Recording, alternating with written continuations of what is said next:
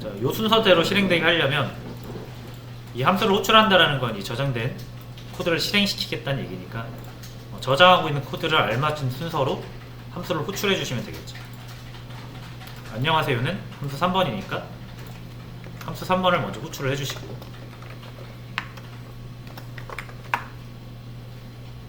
자, 저는 차태진입니다. 1번이죠.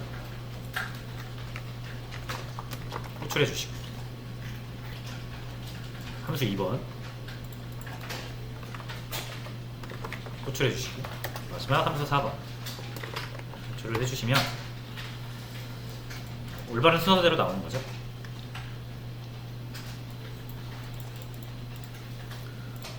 그리고 이 출력을 하는데 그냥 출력하지 말고 함수 만들어서 출력해라, 이런 의미죠. 함수 이름은 여러분이 정하시면 돼요.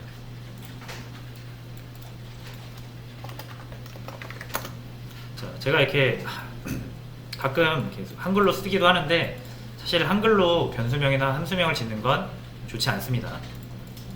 최대한 영어로 짓는 거를 연습을 해주시고, 저희가 아직 연습 단계라서 제가 그냥 넘어가고, 저도 이렇게 쓰는데 사실 이렇게 변수명을 무의미하게 짓는 것도 되게 안 좋은 거거든요. 그래서 내가 저장하려는 값이 예를 들어서 나이다, 나이를 표현하는 데이터다 라고 하면은 이렇게 A라고 지으면 안 되고요. 최소한 유추 가능한 단어 형태로 또는 문장으로 해도 돼요. 문장으로. 변수명을 길게 지어도 상관없어요. 대신 누가 봐도 좀 이 값이 뭔지 유추가 될 수 있도록 지어주시는 게 좋고, 함수도 마찬가지입니다. 근데 지금은 저희가 이제 문법을 익히고 학습을 하는 단계니까 그런 것까지는 제가 아직 강조를 드리지 않는 거고요. 자, 여튼 이제 함수를 만들어 볼게요. 영어로 만들 겁니다. introduce 정도로 해볼게요. 하고 printf로 출력을 해주시면 되겠죠. 이러고 바로 실행하면 안 됩니다. 그죠? 저장을 했으면 호출을 해야만 실행이 되는 거니까. 이렇게 해서 함수를 간단하게 정의도 해보고 호출도 순서에 맞게 해봤습니다. 자, 함수가 이제 여기서 끝이 아니겠죠. 자, 이제 보시면 이 int의 정체를 알 수 있어요. void 사실 지워도 되거든요. 보시면 얘도 뭐예요? 함수죠. 메인도 함수입니다. 그래서 메인 함수라고 불러요. 그래서 프로그래밍은 크게 두 가지로 나뉘거든요. 여러분들이 컴퓨터를 생각하면 컴퓨터에서 가장 중요한 두 가지 부품이 있어요. 하나가 CPU고요. 하나가 메모리입니다. 이 두 개는 컴퓨터 부품 중에서도 핵심이에요. 다들 아시겠지만 CPU는 연산 및 처리를 하고요. 메모리는 저장을 합니다. 자, 그 프로그래밍 세계에서 마찬가지 데이터 저장을 하고요. 데이터 처리를 합니다. 그래서 데이터 저장은 변수로 하고요. 데이터 처리는 함수로 하는 거예요. 근데 함수에서 데이터 처리할 때 변수도 사용할 수 있습니다.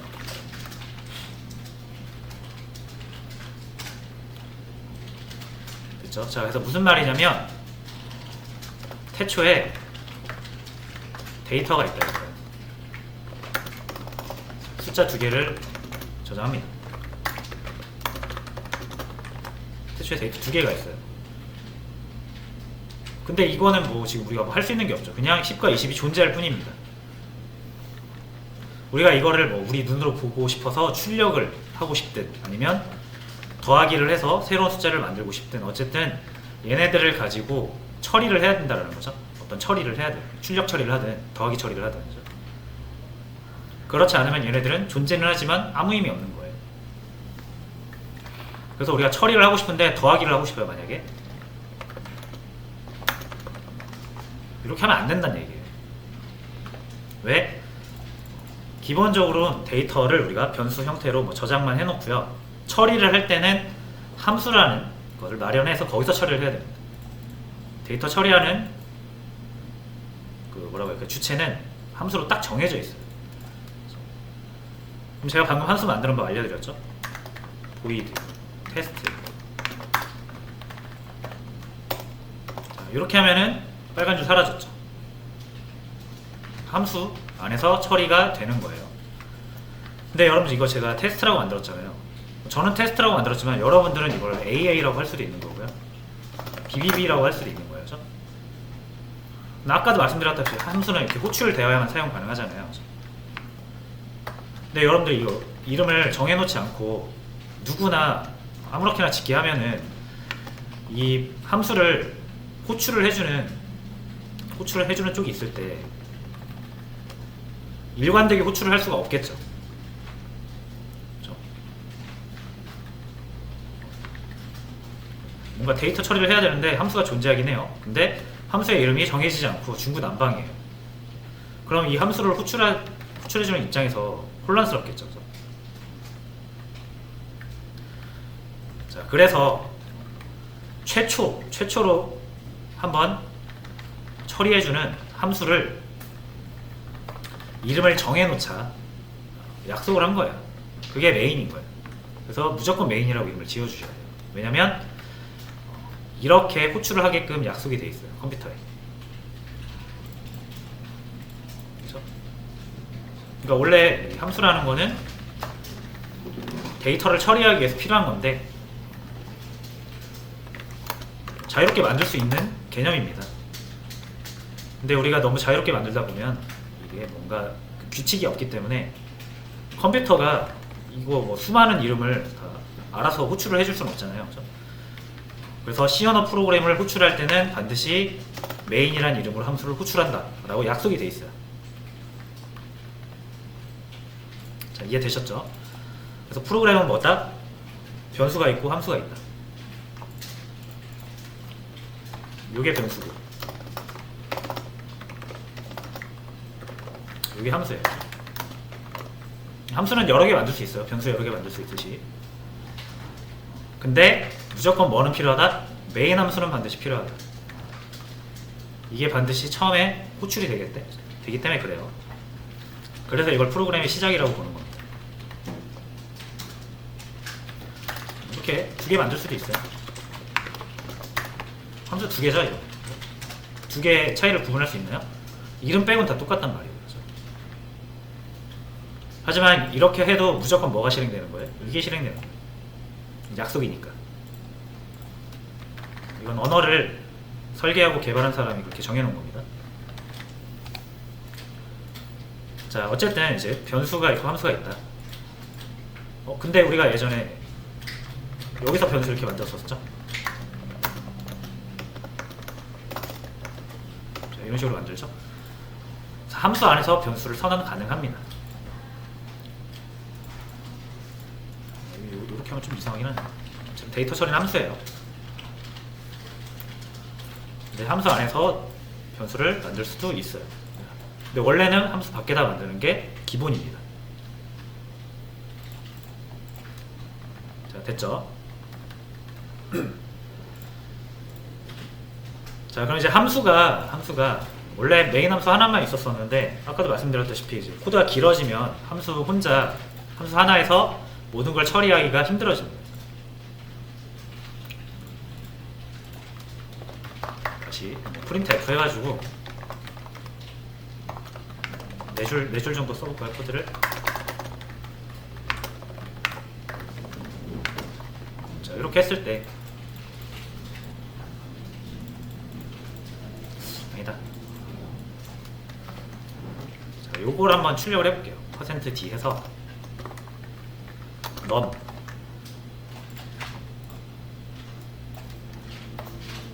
테스트 같은 경우는 num2. 자, 요거 보세요.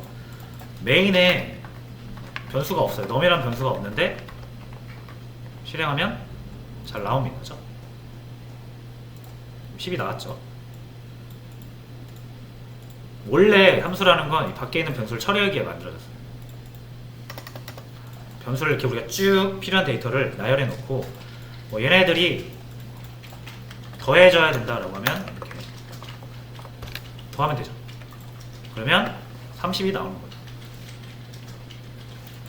그러니까 이거를 명확히 이해를 하셔야 돼요. 함수는 뭐다? 데이터를 처리하기 위해서 만들어진 존재입니다. 물론 아까 제가 이제 코드를 저장하는 용도라고 했지만 어쨌든 코드를 저장하는 것도 뭔가를 계산하는 코드를 저장하는 거잖아요. 됐죠? 자, 이제 테스트 같은 경우는 함수를 빼기 이렇게 만들 수도 있겠죠. 실행하면 당연히 빼기는 되지 않습니다. 왜? 프로그램은 요것만 호출을 해줘요. 그래서 여기서 시작해서 여기서 끝나요. 여기서 시작해서 여기서 끝납니다. 그래서 얘를 쓰고 싶으면 프로그램이 여기서 시작해서 여기 끝나잖아요. 끝나기 전에 어디서든 한번 얘를 호출을 해줘야 돼요. 자, 이쯤에서 빼기를 하고 싶어요. 테스트 함수가 있죠? 얘를 이렇게 호출해 주시면 돼요.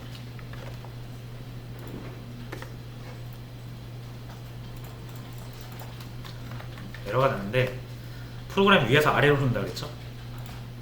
테스트 함수를 사용하는데 테스트 함수가 이 밑에서 정의가 되고 있어요. 그렇죠? 그럼 순서상 사용보다 정의가 뒤니까 안 되는 거예요.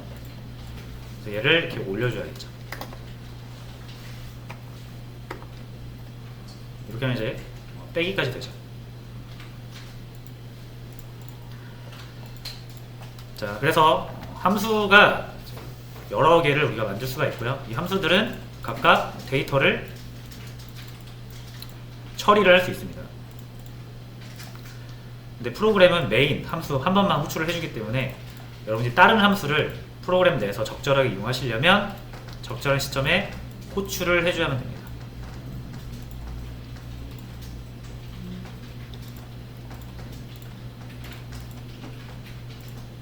됐죠? 자, 그럼 이제 흐름을 볼게요. 흐름을 보셔야 돼요. 자, 여기가 시작이고 여기 끝이죠? 제가 이 테스트를 좀 위로 이렇게 올려볼게요. 순서가 달라졌죠? 마이너스 10이 먼저 나오고 그 다음 30이 나옵니다. 자, 그러면 순서가 메인이 시작되면 요게 먼저 나오잖아요. 그럼 순서가 이렇게 가요. 호출을 했으니까 요게 실행되기 전에 여기가 먼저 실행이 되는 거예요. 그리고 여기 함수는 여기서 끝나죠. 뭐 당연한 얘기라고 생각하실 수 있지만 어쨌든 이게 끝나면, 이 함수가 끝나면 프로그램이 종료가 되는 게 아니라 다시 일로 돌아와야죠. 왜냐면 밑에 처리할 코드가 남았으니까. 그렇죠? 끝이 여기니까 이거 끝났다고 끝나면 안 되고 다시 돌아와서 그 다음 밑에 코드를 처리를 해야 되잖아요. 이해되시나요? 자, 그래서 함수라는 건 이렇게 연쇄적으로 호출을 해요. 처음에 어떤 함수가 호출이 되고 그 함수가 다른 함수를 또 호출을 해서 그 함수에 있는 코드를 실행하는 방법인데, 하나의 그 호출된 함수가 끝나면은 프로그램이 종료가 되는 게 아니라 나머지 코드도 수행을 해야 되기 때문에 자신을 호출한 쪽, 부른 쪽, 사용한 쪽으로 리턴이라는 걸 하게 됩니다. 리턴. 되돌아간다라는 의미죠. 리턴. 그러니까 여기 함수, 테스트 함수가 끝나면 프로그램이 종료되는 게 아니라 이 테스트 함수를 호출했던 부분, 이 부분으로 다시 되돌아가요. 뭐가? 일하는 사람, 일하는 그 주체가, 이 코드를 실행하는 주체가 이 코드를 실행하고 함수가 끝나면 함수를 호출했던 부분으로 되돌아갑니다. 이걸 리턴이라고 부르고요. 그리고 그 다음 또 순차적으로 코드를 실행시키는 거죠. 그렇죠? 그래서 함수는 뭐다? 리턴한다. 함수는 할 일 다 하면 리턴합니다.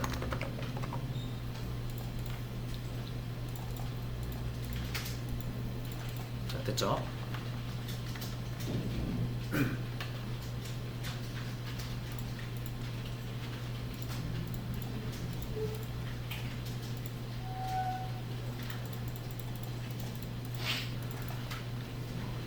자, 됐고요.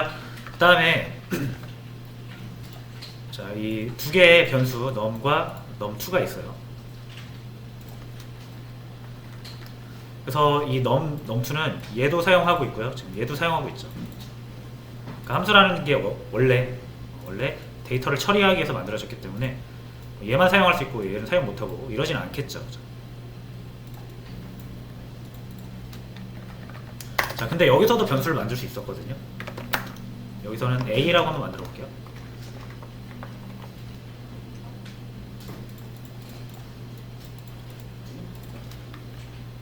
그리고 복잡하니까 좀 지우겠습니다.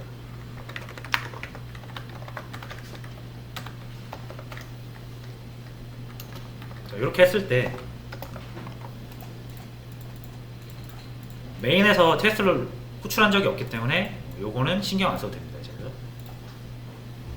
여기서 시작해서 여기서 끝날 거예요. 그리고 실행하면 20이 나오겠죠. 됐죠? 자, 근데 이 테스트에서 똑같이 저 A를 출력을 하고 싶어서 사용을 합니다. 이렇게. 그러면 빨간 줄 뜨면 안 되죠. 아, 얘가 위에 있고 얘가 밑에 있어서 그런 걸까요? 그럼 반대로 해볼게요. 여기다 int a는 10 해놓고 여기서 쓰면 빨간 줄 뜨죠. 안 되죠. 자, 그래서 변수를 여기도 만들 수 있고요. 함수 안에도 만들 수 있는데 차이가 뭐다? 밖에 만든 변수들은 모든 함수가 사용 가능하지만 함수 안에서 만든 변수는 그 함수만 사용 가능하다.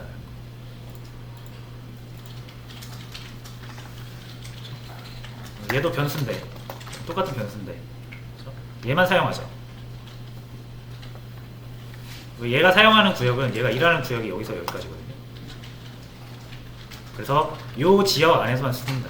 이 지역 안에서만 쓰인다. 그래서 지역 변수라고 불러요. 그리고 이거랑 반대되는 개념으로 얘네들을 전역 변수라고 불러요. 이제 우리가 함수라는 개념을 쓸 땐 이 두 개를 구분을 해야 됩니다.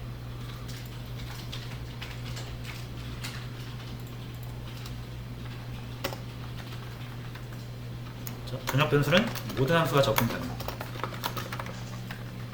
지역 변수는 특정 함수만.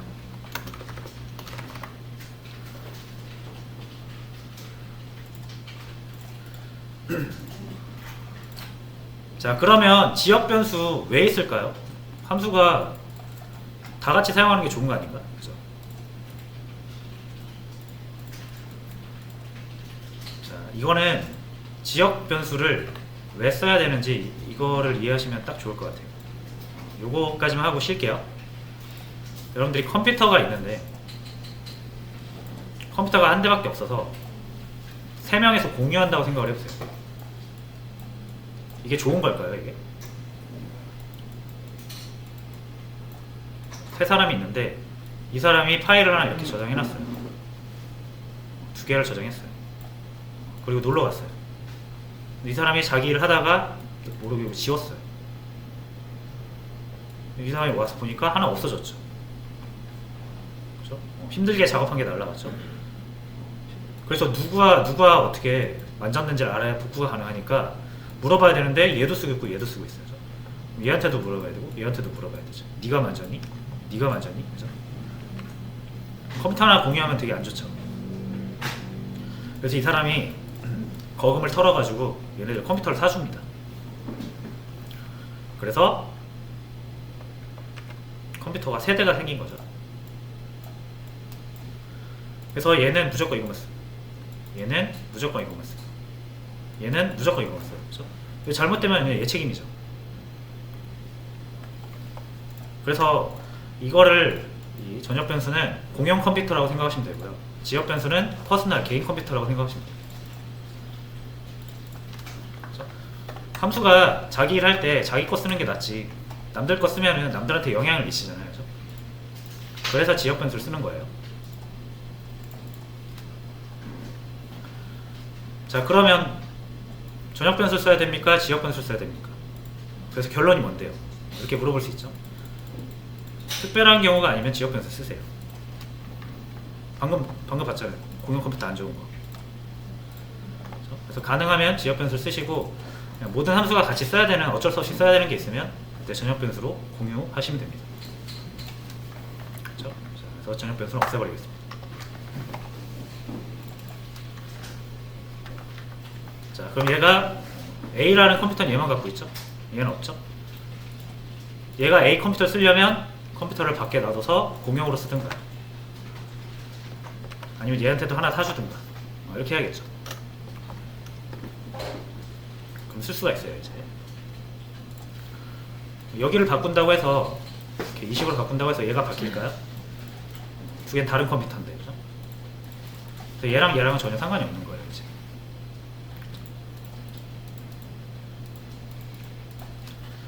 자, 일단 이렇게 해서 지역 변수랑 전역 변수 개념을 알아봤습니다.